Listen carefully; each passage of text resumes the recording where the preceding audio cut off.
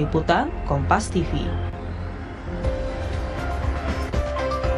Saudara, polemik pengoplosan Pertalite menjadi Pertamax membuat sejumlah warga geram dan berujung tidak percaya kualitas BBM. Meski Pertamina sudah membantah, sebagian warga terlanjur merasa dirugikan. Lalu bagaimana Pertamina bisa membuktikan bahwa BBM Pertamax bukan lagi oplosan? Dan bagaimana masyarakat menuntut haknya untuk mendapat kepercayaan bahwa BBM yang digunakan bukanlah oplosan? Kita bahas bersama sejumlah narasumber yang hadir di studio. PLT Ketua Yayasan Lembaga Konsumen Indonesia atau YLKI, Indah Sukmaningsih. Selamat pagi Bu Indah. Pagi Pak Arsir. Terima kasih sudah ada di studio hari ini. Dan founder dan infrastruktur senior Safety Defensive Konsultan Indonesia SDCI, Sony Susmana. Selamat pagi Pak Sony. Selamat pagi Mas. Terima kasih Pak sudah di studio pada pagi hari ini. Dan juga melalui sambungan Zoom anggota Komisi 6 DPR RI, fraksi Partai Golkar, Muhammad Sarmuji. Pak Sarmuji, selamat pagi. Selamat pagi. Terima kasih Bapak, Ibu, terima kasih sudah ada di Dialog Sapa Indonesia Pagi pada hari ini. Saya ke Bu Indah lebih dahulu. Bu Indah, ada kekhawatiran, keraguan di tengah masyarakat. Pada akhirnya, ini benar nggak ada dugaan oplosan? Ya. Masyarakat sudah menggunakan, terutama pengguna Pertamax ini. Sampai saat ini, ada aduan langsung ke YLKI terkait ini? Oh iya, dia meminta ada gugatan class action. Dan yang penting saat ini, awal utama untuk menenangkan keresahan konsumen adalah Ditjen Migas harus mengumumkan tugas mereka yang harus memonitor, melakukan inspeksi terhadap produk sebelum beredar di pasaran. Jadi sebelum prapasar itu sudah dilakukan, kemudian pada saat di pasar ngambil sampel, dan terakhir itu adalah pasca pasar. Tapi kan itu memang dilakukan terus. Apakah maksud Ibu dilakukan? Yang penting diumumkan, Bapak. Diumumkan sekarang hasil penelitian saya pada bulan-bulan yang diributkan ini adalah tidak ada. Apakah dia menemukan pada saat itu keanehan di dalam memonitor sebelum produk itu dilempar ke pasaran? Itu wajib disampaikan karena itu bukti nyata. Dilakukan setiap hari, setiap bulan atau gimana? Ya, punya dia regular yang jelas. Regular inspection itu adalah tugas Ditjen Migas. Untuk menyatakan bahwa produk yang di pasaran dikeluarkan oleh BUMN yang mapan ini mestinya itu betul-betul dilakukan dan kemudian aman dikonsumsi oleh masyarakat. Oke, boleh cerita sedikit Bu, jika memang ada aduan seperti apa yang dilakukan oleh masyarakat kepada Ibu? Ya, keinginan untuk class action, nah itu ada penegak hukum lah, atau bagian hukum YLKI, kalau saya bagian penelitiannya. Jadi sebaiknya itu dijawab dan kemudian disampaikan. Apakah ada satu lagi pembuktian terbalik, bahasa Belandanya omkering van bewislah.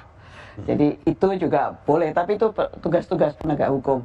Kalau dari sebagai pembela kok memilih profesi sebagai pembela konsumen, buktikan Ditjen Migas bahwa hasil uji yang dilakukan selama tahun ribut ini 23 sampai 24 atau apa adalah hasil inspeksi yang harus mereka lakukan setiap kali produk yang harus dilempar ke pasaran dibeli konsumen. Oke, Bu Indah, kalau kita berbicara sejak tahun 2018, kalau kata Kejaksaan Agung, bagaimana masyarakat menuntut hak rugi atau class action sejak tahun 2018? Misalkan dugaan itu terbukti benar. Iya, Pak, nanti di LKI ada juga tim lawyer-lawyer yang kemudian bisa melakukan, dan juga penegak hukum yang ada di pemerintah siap untuk melakukan itu. Tetapi yang dibutuhkan saat ini adalah bukti bahwa Ditjen Migas tidak pernah menemukan kelainan. Nah, itu satu bukti. Hasil ujinya mana? Karena itu harus itu bukti buat masyarakat menenangkan. Ada satu bukti dan yang Ditjen Migas bertanggung jawab terhadap bukti yang seharusnya dikerjakan oleh mereka. Oke, menurut Anda kemarin bantahan yang sudah dilakukan oleh Pertamina bahwa mereka tidak melakukan oplosan, itu kurang cukup? Ya kurang lah, kalau cuma ngomong kan nggak ngerti buktinya mana. Hasil uji monitoring yang harus dilakukan setiap melempar produk baru yang beredar di pasaran. Itu tidak hanya semua produk juga harus begitu. Sebelum dilempar ke pasaran pasti ada bukti pengujian prapasar ketika ada di pasar dan sesudah ada di pasar. Apalagi ini sesuatu juga yang berdampak membahayakan masyarakat kan. Kalau mobilnya menjadi tabrakan dan nggak benar dan sebagainya, itu harus diumumkan. Dan kemudian sekarang dicek ulang apakah ada temuan-temuan yang berkaitan dengan sesuatu yang membahayakan. dan untuk membuktikan juga mendukung kejaksaan bahwa lo nggak bener ininya. Jadi bukti itu harus bisa dikeluarkan dan disampaikan pada masyarakat, diumumkan. Mendesak sekali YLKI untuk ini. Dijen pajak. Oke, saya ke Pak Sarmuji. Pak Sarmuji, bagaimana melihat polemik saling bantah-membantah terkait dengan dugaan oplosan RON 90, RON 92 ini di DPR, bagaimana melihatnya? Ya, kebetulan kemarin Komisi 12, bukan komisi saya, itu melakukan RDP juga bersama dengan Patra Niaga, dengan Shell, dan beberapa penyedia layanan BBM. Itu mereka ditanyai sebenarnya, apakah mungkin terjadi oplosan, dan jawaban mereka semuanya itu tidak terjadi oplosan gitu. Tidak terjadi oplosan karena penambahan zat aditif itu hanya menambahkan value dan menjadikan pembeda saja satu produk dengan produk yang lain. Ini penting untuk disampaikan karena ini menyangkut trust ya. Karena sudah terlanjur masyarakat mendengar bahwa produk yang dipakai oleh mereka adalah hasil dari oplosan RON 90 dan RON 92. Tapi ternyata kan kemudian diralat, Pak Kejaksaan sudah meralat juga. Masyarakat tidak perlu khawatir karena produk yang mereka pakai bukan hasil dari oplosan. Yang begini ini harus tersampaikan secara maksimal. Sebagaimana tadi disampaikan oleh Bu Indah. Biar masyarakat nggak khawatir, apalagi ini menjelang Lebaran. Menjelang masyarakat mengkonsumsi BBM sangat banyak, ini menjelang orang mau mudik dan sebagainya. Sementara ketersediaan BBM ini kan sebagian besar itu disediakan oleh Pertamina lah. Kalau terjadi distrust, produk Pertamina kan bahaya sekali itu. Nah, itu saja menurut saya. Jadi harus segera dipulihkan bahwa yang selama ini dipakai oleh masyarakat itu bukan produk oplosan. Sebenarnya saya dalam konteks ini yang harus bicara banyak ini sebenarnya Pertamina, bukan kita gitu. Kalau kita nanti pikir kita jubirnya Pertamina nanti, tapi karena ini punya kepentingan, punya dampak masyarakat secara keseluruhan dan punya dampak terhadap produk Pertamina sendiri, penting bagi kita semua untuk menyampaikan itu. Oke, Pak Sarmuji, melihat apa yang disampaikan oleh Ibu Indah tadi juga kemarin dilakukan bantahan oleh pihak Pertamina terkait dengan oplosan ini. Apakah Komisi 6 turut juga mempercayai bahwa ini ada bantahan seperti ini? Apakah terus ditambah juga dengan Kejaksaan Agung bilang ini masyarakat tidak perlu khawatir karena dikonsumsi itu benar-benar RON 92. Tapi apakah mungkin saja Komisi 6 akan memanggil dan meminta pembuktian lebih lanjut terkait dengan apakah betul ini tidak ada oplosan? Pasti Komisi 6 pasti akan meminta keterangan dari Pertamina ya. Terutama sebenarnya kalau dari sisi Komisi 6 sebenarnya pada corporate-nya ya. Jadi dampak terhadap korporasi ini seperti apa dengan isu ini. Lalu kita pasti minta keterangan-keterangan apakah betul terjadi oplosan apa enggak. Karena secara teknis menurut teman-teman yang lain, penyedia BBM yang lain, secara teknis itu tidak dimungkinkan terjadi oplosan 92 dengan 90. Hanya ditambahkan zat aditif itu saja. Tapi tentu kita akan gali keterangan sejelas-jelasnya nanti. Oke, berarti DPR tidak terlalu mempercayai apa yang disampaikan oleh Pertamina, bantahan yang dilakukan Pertamina kemarin, dan akhirnya harus melakukan inspeksi ataupun pemeriksaan lebih lanjut, atau bagaimana, Pak? Tentu semua harus dikonfirmasi ya. Kita kan tidak mungkin terus, dan ini sebenarnya mewakili perasaan masyarakat. Masyarakat kan juga tidak mungkin hanya satu statement terus langsung tiba-tiba percaya. Jadi memang harus dilakukan penelusuran sampai masyarakat percaya betul bahwa produk Pertamina ini aman dan sebagaimana yang mereka bayarkan. Ya, oke. Saya ke Pak Sony, pengamat otomotif. Pak Sony, bagaimana melihat 2018, Pak Sony? Sehingga berjalan begitu lama sejak 2018. Bagaimana Anda melihat bahwa ini kendaraan sudah akhirnya meminum atau mengonsumsi BBM yang diduga dioplos? Ya, jadi kendaraan ini kan ada mesinnya ya. Mesin ini sekarang udah canggih nih, Pak. Kalau sekarang kita isi bahan bakar tidak sesuai spek, artinya lebih rendah atau lebih tinggi atau bahkan dioplos, itu akan menyebabkan performa dari mesinnya ini menurun. Itu jangka pendek. Jangka panjang karena kerjanya berat sehingga dia mengalami kerusakan. Ya. Jadi jangan pernah menggunakan bahan bakar yang di bawah atau di atas spek yang sudah ditentukan. Berarti memang harus sesuai dengan spek yang ditentukan ya? Harus sesuai. Oke, detailnya seperti apa? Dampak yang bisa mungkin dirasakan oleh pengendara ataupun juga pemilik kendaraan tersebut? Ya, biasanya pengendara nggak tahu ya, tetapi ada beberapa gejala yang dialami, seperti misalnya tarikannya agak berat ya, kemudian ada sedikit ngelitik di mesinnya. Ya, istilahnya. Sebaiknya sekarang ini kita kasih kesempatan teman-teman dari kejaksaan untuk menyelesaikan masalahnya. Tetapi buat pengguna Pertamax, saran saya bawa aja mobilnya ke bengkel, kemudian diservis. Dicek oleh mekanik apa-apa aja, apa masih sesuai atau enggak. Itu tindakan preventif yang harus dilakukan oleh masyarakat penggunanya. Oke, apakah sesederhana itu dalam arti bawa ke bengkel, mengecek, itu bisa ketahuan bahwa ini selama ini dipakai, mungkin saja sejak 2018 adalah RON 90 sebenarnya, bukan RON 92? Ketahuan. Oke, secara sesederhana. Sesimpel itu aja. Oke. Karena kalau kita mau cari bahwa ini formulanya benar atau enggak, itu kita nggak bisa tahu. Masyarakat kan cuma tahunya membeli aja. Ya, betul.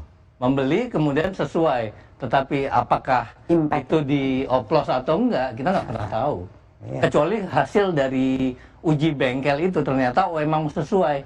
Karena kalau nggak salah beberapa bulan yang lalu ada kasus yang beberapa kendaraan yang rusak akibat dari Pertamax. Ya mungkin dari pabrik kendaraannya atau dari bahan bakarnya, saya nggak tahu ya. Tapi itu satu trigger bahwa oh ternyata ada masalah nih. Sekarang ada oplosan yang katanya ya, saya nggak tahu. Tapi sebaiknya kita objektif aja bawa mobil itu ke bengkel untuk dicek. Ya. Oke, kalau misalkan dicek, apa misalkan dengan sesuai dengan penjelasan dari Pak Sony tadi, apakah kita bisa langsung memvonis, oh ini RON 90 yang dioplos? Paling tidak kerusakan itu kan terjadi. Ya. Performa mobil yang turun itu mengakibatkan sebuah penumpukan kerak di ruang bakar. Ya. Artinya memang ada kualitas bahan bakar yang rendah di situ. Oke. Saya ingin ke Pak Sarmuji, tahan sebentar Pak Sarmuji, saya ingin lanjut ke Pak Sony. Pak Sony, apakah memang karena kerak itu pada akhirnya ini karena perbedaan BBM saja atau ada faktor lain misalkan? Takutnya mungkin karena kondisi mobilnya yang tidak pernah diservis lama pada akhirnya menimbulkan itu atau bagaimana? Salah satunya itu ya, kalau kita servis secara rutin harusnya tidak terjadi. Tapi penumpukan kerak yang mengakibatkan performa mesinnya itu turun akibat dari suplai bahan bakar yang rendah itu terjadi. Dan itu bisa dijadikan bukti bahwa itu penggunaan BBM oplosan itu ya. Betul. Pak Sarmuji, apakah mungkin saja dengan apa yang disampaikan Pak Sony, bukti-bukti masyarakat seperti ini bisa dibawa ke DPR untuk nantinya di Komisi 6 bisa memberikan semacam penerangan kepada Pertamina bahwa ada masyarakat yang juga merasakan 2018 sampai hingga saat ini, pada akhirnya bisa mungkin menambah diskusi bahan untuk ditanyakan ke Pertamina? Bisa, itu nanti bisa menjadi bahan masukan bagi DPR untuk mengkonfirmasi segala sesuatu berkaitan dengan BBM, terutama Pertamax ini. Yang kedua, tentu kita butuh penyelidikan yang sungguh-sungguh ya masalah ini, karena ini menyangkut hajat hidup orang banyak.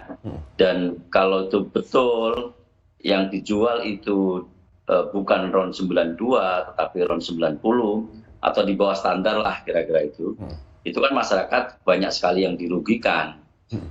Kalau diperlukan sebenarnya perlu semacam tim ahli, mungkin YLKI bisa memfasilitasi itu, bisa ada tim ahli yang berisikan orang-orang yang memang independen sesuai dengan keahliannya, apakah betul penggunaan BBM Pertamax selama ini yang dijual adalah di bawah kualitas yang seharusnya.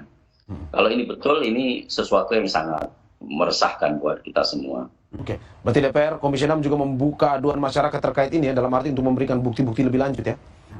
Ya. Silakan kalau ada yang perlu disampaikan, silakan diadukan Komisi 6 bisa, Komisi 12 bisa.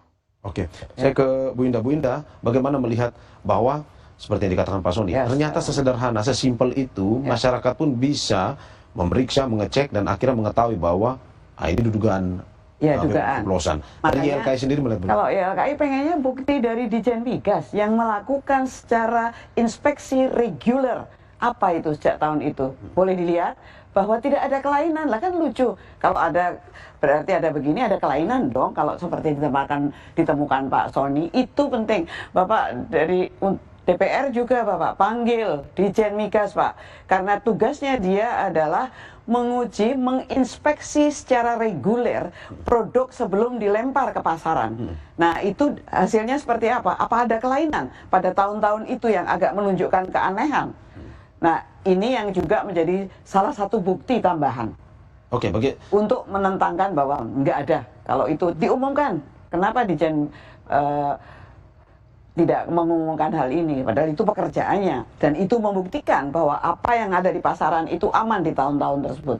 Oke, ada 190 lebih triliun dari kasus korupsi ini yang dinilai merugikan negara. Menurut Anda, ini pun langsung dirasakan oleh masyarakat. Akan lebih besar kerugian ini jika ditambah juga dengan kerugian yang dialami masyarakat. Kalau memang benar ini dugaan oplosan. Iya, itu pasti buktinya harus dibawa ke bengkel. Emang nggak nambahin kemudian ke bengkel itu gratis kan? Enggak kan? Semua juga bayar dengan ya terserah mereka, itu juga suatu beban yang dihadapi oleh masyarakat. Untuk itu, untuk menunjukkan bahwa Pertamina sudah melakukan prinsip kehati-hatian adalah Dijen Migas harus mengumumkan apa dia menemukan kelainan ketika sebelum melempar produk ini ke pasaran, itu ada hasil ujinya, harus. Tidak ada produk yang kemudian dilempar tanpa hasil uji atau kualitas yang diuji sebelumnya. Itu yang harus ditanya juga gitu. Atau diumumkan pada masyarakat, ditunggu pengumumannya. Oke, saya ke Pak Sarmuji lagi. Pak Sarmuji, bagaimana melihat ada 190 lebih triliun yang kemarin dari laporan kejaksaan 2018-2023. Per tahunnya, 1 tahun itu ada 190 lebih triliun. Dan akhirnya juga ini dirasakan langsung dampaknya oleh masyarakat. Menurut Anda, bahwa ini sebuah kerugian yang sangat besar dirasakan, baik itu oleh negara maupun juga oleh masyarakat langsung? Kalau kerugiannya bisa jelas ini versi sangat jumbo ya, 190 triliun itu sesuatu yang besar. Meskipun itu nanti perlu ditelusuri lebih jauh lagi. Tenaga hukum. Ini karena yang terbaru yang disampaikan oleh bagian penerangan kejaksaan itu sebenarnya bukan pengoplosan, tetapi yang dibeli dan yang didatangkan itu barang yang berbeda gitu. Itu yang menyebabkan kerugian negara sampai 190 triliun. Tetapi apapun kerugian, baik kerugian negara maupun kerugian bagi masyarakat, tetap saja itu adalah sebuah kerugian yang sangat besar. Kita tentu berharap Kejaksaan Agung melakukan penyelidikan yang tuntas, tetapi juga menjelaskan seandainya itu tidak berkaitan dengan pengoplosan. Kemarin sudah melakukan rilis, sudah menyampaikan, tapi kan belum terang benderang gitu. Nanti harus terus-menerus disampaikan. Dan tadi Bu Indah juga sampaikan, mungkin juga kita berbagi peran, Dijen Migas juga harus melakukan penelusuran bahwa barang yang selama ini dikonsumsi oleh masyarakat itu adalah barang yang aman, tidak ditemukan sesuatu yang mencurigakan. Semuanya harus bekerja ekstra ini.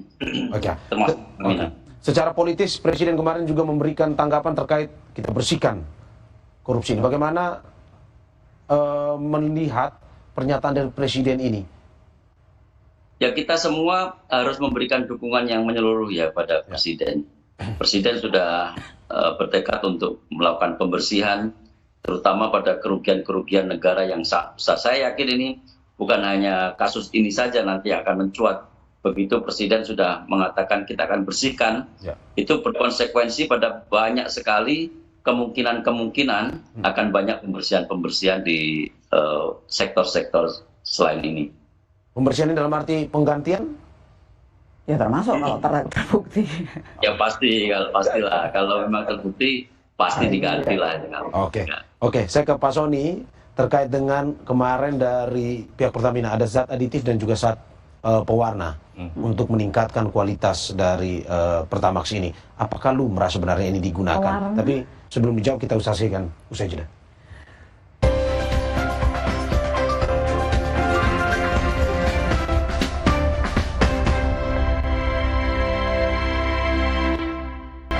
Terima kasih masih di Sapa Indonesia Pagi bersama saya Mario Sarong dan sejumlah narasumber saya. Ada PLT Ketua Yayasan Lembaga Konsumen Indonesia atau YLKI Indah Sukmaningsi, founder dan instruktur senior Safety Defensive Consultant Indonesia SDCI, Sony Susmana, dan anggota Komisi 6 DPR RI fraksi Partai Golkar Muhammad Sarmuji. Saya ke Pak Sony dulu. Pak Sony, bagaimana melihat kemarin ada penjelasan dari Pertamina yang mengatakan bahwa kami tidak melakukan blending, hanya menambahkan zat aditif dan juga pewarna itu. Apakah lumrah sebenarnya yang sudah dibeli, bahan mentahnya sudah dibeli terus ditambahkan seperti itu? Ya, masyarakat umum seperti yang tadi disampaikan di LKI, itu nggak pernah tahu itu RON 90 atau 92. Ya. Kita cuma bisa bayar dan sesuai dan percaya kepada Pertamina kan. Berdasarkan warna, itu salah satunya adalah membuktikan bahwa kita nggak salah beli lah. Ini 90, ini 92. Itu tidak mempengaruhi oktan dari bahan bakar tersebut. Jadi secara kasat mata pun kita tidak bisa membedakan ya? Kita nggak bisa bedakan. Apakah lumrah sebenarnya? Apakah lumrah ditambahkan zat pewarna dan juga zat aditif itu sebenarnya, Pak? Dan apakah tidak mungkin merusak, menurunkan kualitas dari? Nggak akan merusak. Nggak akan merusak. Hanya konsumen tahu aja bahwa yang dibeli tidak salah. Berdasarkan warna itu tadi, Mas. Berarti dugaan seperti itu memang sebenarnya bisa bisa dibantah lah ya, kalau misalkan itu menurunkan kualitas dan segala macam. Kalau dari secara sederhana saja Pak, tadi Bapak sudah menjelaskan bahwa kalau kita buka mesinnya baru kita ketahuan. Tapi kalau secara mengendarainya, dalam arti bahwa orang yang mungkin bisa membedakan antara, ini saya kayaknya pakai RON 90 nih, padahal sebenarnya beli RON 92. Ya, memang pasti ada penurunan kualitas performa dari mesinnya. Salah satunya tadi ya, ngelitik, kemudian tarikannya berat. Tetapi beberapa yang viral itu dari teman-teman otomotif, itu saya anggap subjektif. Karena kan masing-masing punya rasa yang berbeda di dalam berkendara. Sehingga saya tetap pakai Pertamax. Sampai dengan viralnya kondisi ini, saya coba pending dulu nih. Saya coba untuk pakai produk yang lain. Mungkin nggak ada perbedaan ketika saya pakai sebelumnya dan sekarang.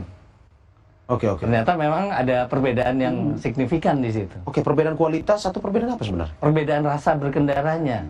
Kerja mesinnya itu berbeda ketika pakai yang lama dengan yang baru. Selain Pak Sony, saya juga ingin mengutip masyarakat yang kita liput bahwa ada pembicaraan masyarakat, misalkan saya kalau menggunakan Pertamina atau produk lain, misalkan lebih enak produk lain, misalkan. Itu juga yang dirasakan oleh Pak Sony? Ya, saat ini ya. Dan itu apakah kita bisa bilang itu dugaan oplosan juga kalau misalkan kualitasnya kurang? Kalau dari profesi saya, iya. Ada dugaan oplosan? Ada dugaan oplosan. Atau tidak sesuai spek. Tidak sesuai standar. Maksudnya apa yang bisa dijelaskan secara detail? Apakah memang betul selama ini kualitas kita diturunkan demi harga, dan arti bahwa ada dugaan di situ? Kalau itu saya nggak bisa jawab. Tetapi rasa itu ada terjadi. Makanya saya bilang secara teknis itu harus dibawa ke bengkel. Karena pihak montir, pihak bengkel yang akan bisa menjelaskan bahwa ternyata pembakaran yang terjadi di ruang mesin ini tidak sempurna. Salah satunya adalah misalnya servis yang tidak rutin ya, itu kita kesampingkan. Tetapi yang kita bahas di sini adalah bahan bakarnya.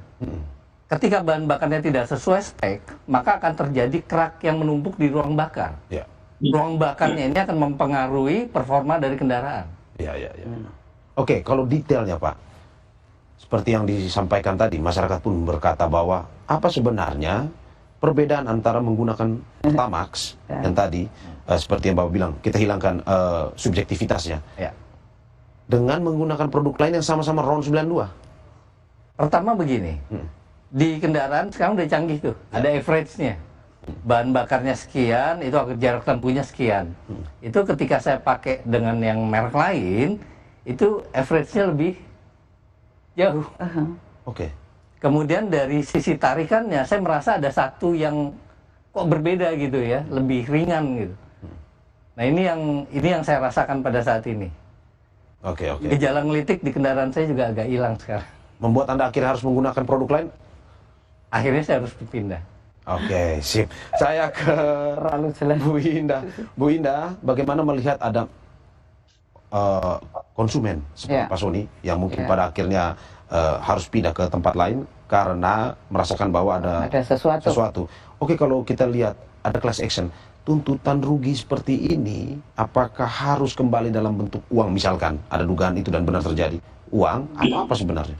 Ya sebetulnya kesepakatan dari yang mengajukan class action. Kalau kita kan memfasilitasi bisa untuk melakukan class action, tapi kemudian mereka itu bersepakat dengan kita bahwa apa-apa yang berkaitan dengan apa yang disampaikan Pak Sony itu juga menjadi bahan pertimbangan. Apakah uang atau apa itu proses keputusan akhir ya. Tapi bahwa kejadian ini terjadi ya malu sekali lah.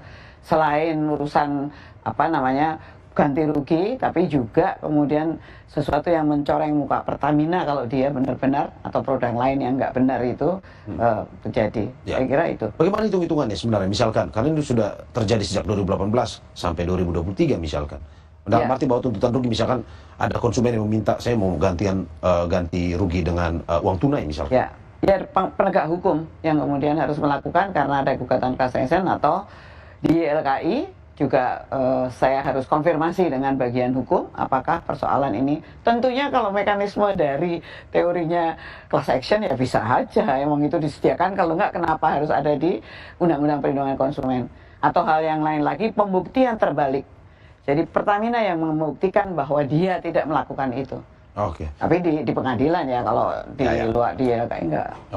Saya ke Pasar Muji, apakah nanti Komisi 6 akan semakin berlanjut daripada Komisi 12 kemarin karena sudah lebih dahulu memanggil Pertamina, dan apakah mungkin saja Komisi 6 akan memanggil pihak-pihak seperti Menteri BUMN, katakan Erick Thohir ataupun Dirjen Migas dan pihak-pihak lain yang mungkin dirasa berkaitan sejak tahun 2018 hingga 2023?